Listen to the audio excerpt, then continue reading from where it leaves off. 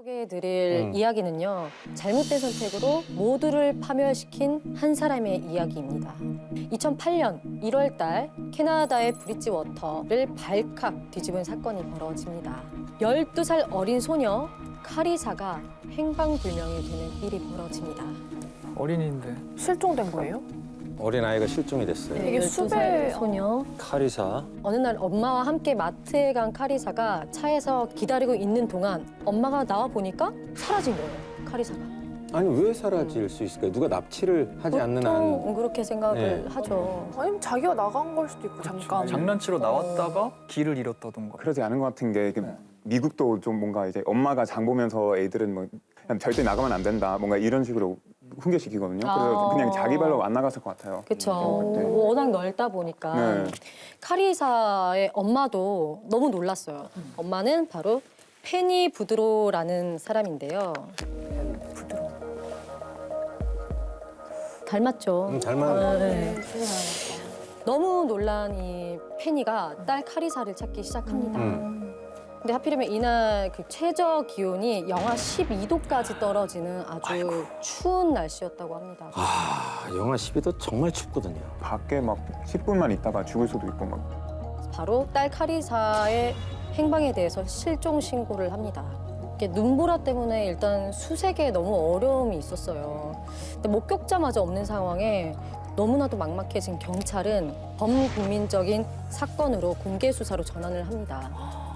엄마 페니는 딸 카리사를 찾아달라고 눈물로 호소를 하면서 기자회견을 갖거든요. 영상으로 함께 보실게요.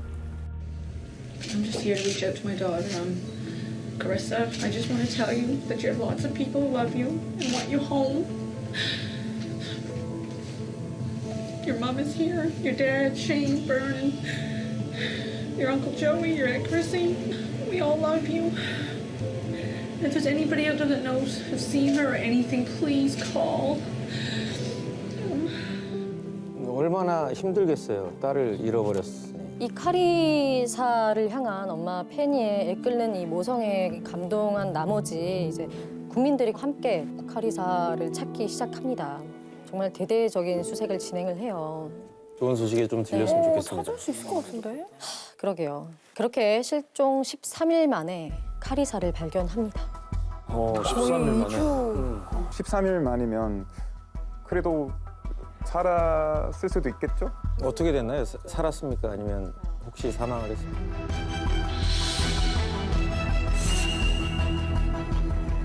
불행하게도 딸 카리사는 싸늘한 시체로 발견이 됐습니다.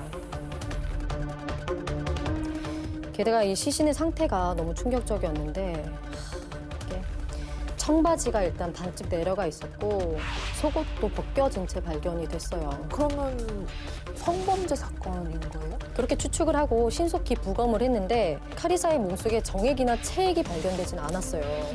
이건 성범죄에 의한 살인은 아니다라는 결론을 짓습니다. 아니 그렇다면 사인이 뭐였죠? 살인이었지만. 사인은 바로 교살이었습니다. 그러니까 목이 졸린 채로 12살 아이를. 12살 아이가 목이 졸린 채로 죽은 거죠.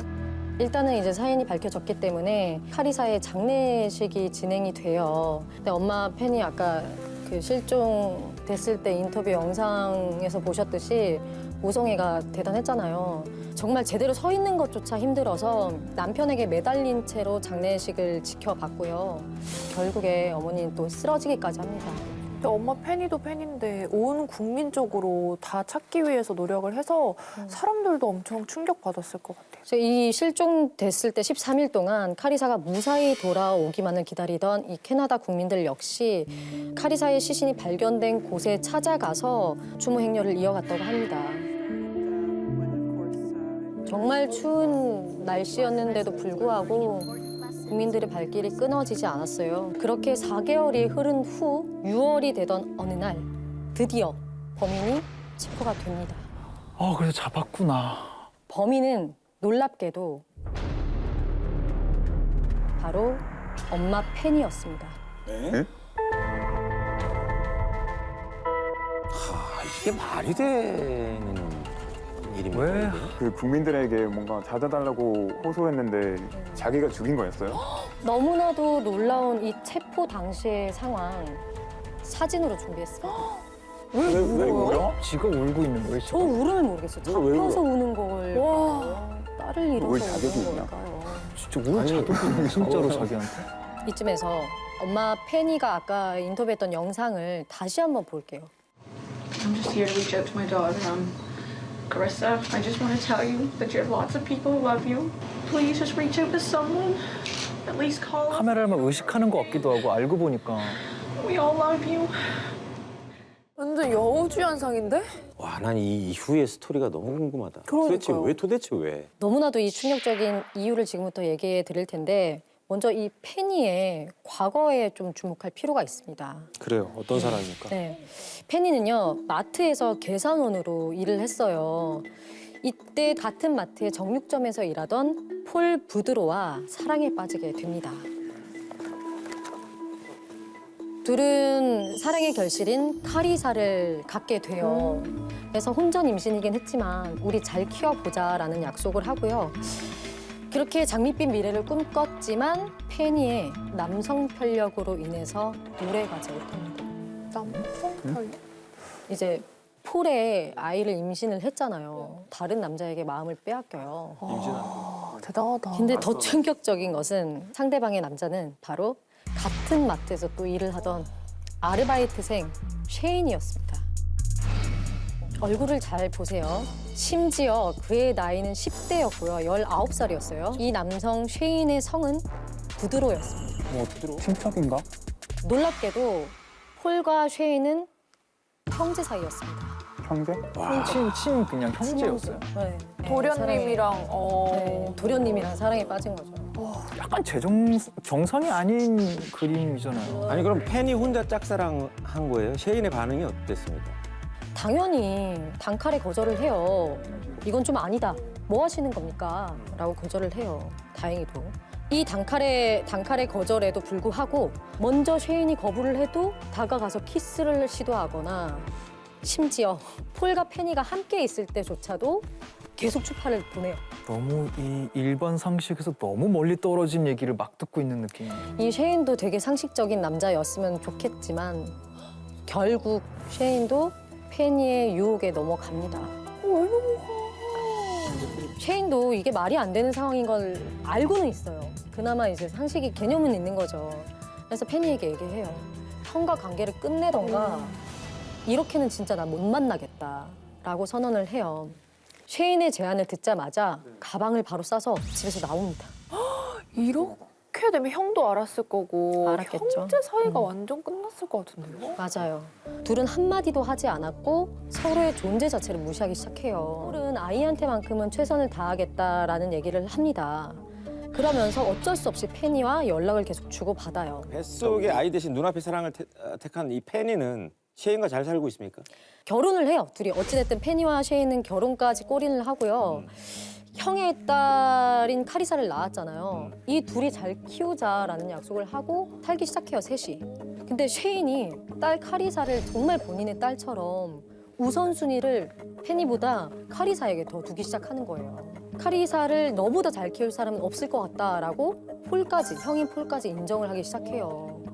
이 둘의 행복은 오래가지 못했어요.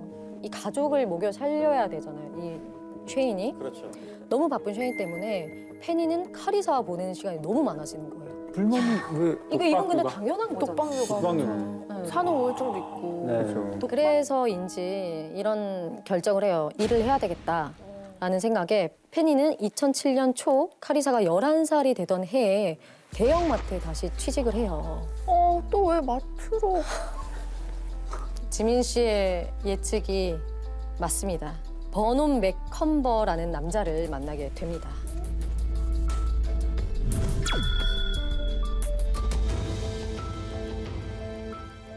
버논에게 푹 빠진 이 페니는요, 딸 카리사의 존재 자체가 거추장스러워지기 시작해요. 심지어 친아빠 폴한테 좀 데려가라. 나 못 키우겠다라고 보내기까지 해요. 애가 물건도 아니고 이 카리사가 무슨 죄인가 싶어요. 이 폴이 카리사를 데리고 떠나요. 떠나고 페니는 이 세 남자 번온이 기다리고 있는 새 아파트로 들어갑니다.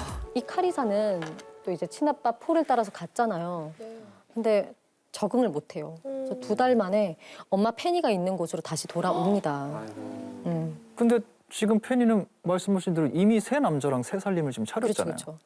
마침 또 이 페니와 이 버논이 사는 아파트가 되게 좁았어요. 방 2칸짜리 되게 작은 아파트였는데 카리사가 돌아와서 작은 침대와 화장대가 겨우 들어갈 수 있는 조그만 방에서 생활을 시작해요. 3명이서. 이 좁고 갑갑한 방에서 내가 왜 이렇게 살아야 되지? 이 모든 상황들을 엄마 탓으로 돌리기 시작해요. 엄마 탓이 크죠 지금. 그냥 엄마가 너무 무책임해서 이 2사람의 다툼이 점점 더 늘어가면서 쉐인과 다르게 카리사에게 애정이 당연히 없는 버논은 서서히 질리기 시작을 해요.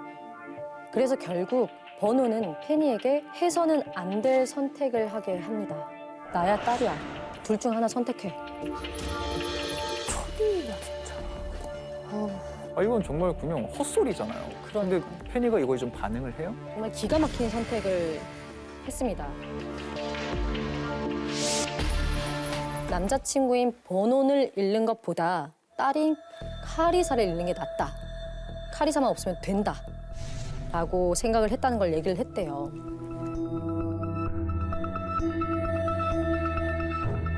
선택해라고 얘기를 했을 때 죽일 거야 말 거야는 아니었을 텐데. 엄마 페니는 카리사를 버리기로 마음을 먹은 뒤에 잠시 대화 좀 나누자라고 얘기를 하면서 인적이 드문 곳에 차를 세운 후에 카리사에게 내리라고 하죠.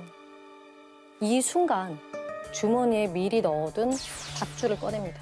내리자마자 카리사를 향해 달려든 페니는 그대로 카리사를 눕혀서 목을 졸라대기 시작해요. 그것도 밧줄로. 이게 말이 되는 스토리냐고 이게. 근데 너무 슬펐던 게 카리사는 당연히 살려고 발버둥을 치죠. 엄마 왜 이래? 발버둥을 치는데 서서히 힘이 빠졌고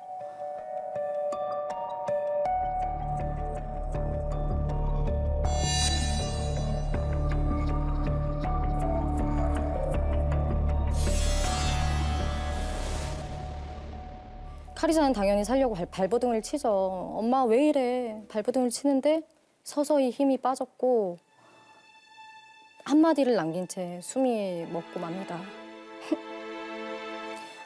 부탁했어.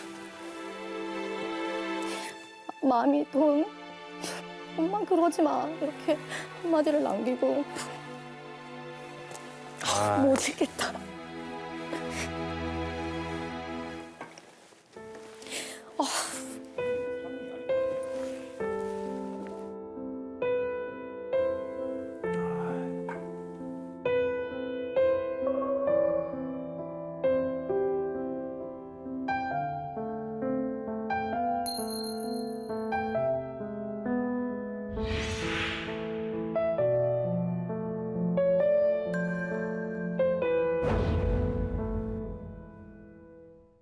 이보다 더 최악의 이 상황을 경험할 수 있는 없어요. 사람이 있을까요?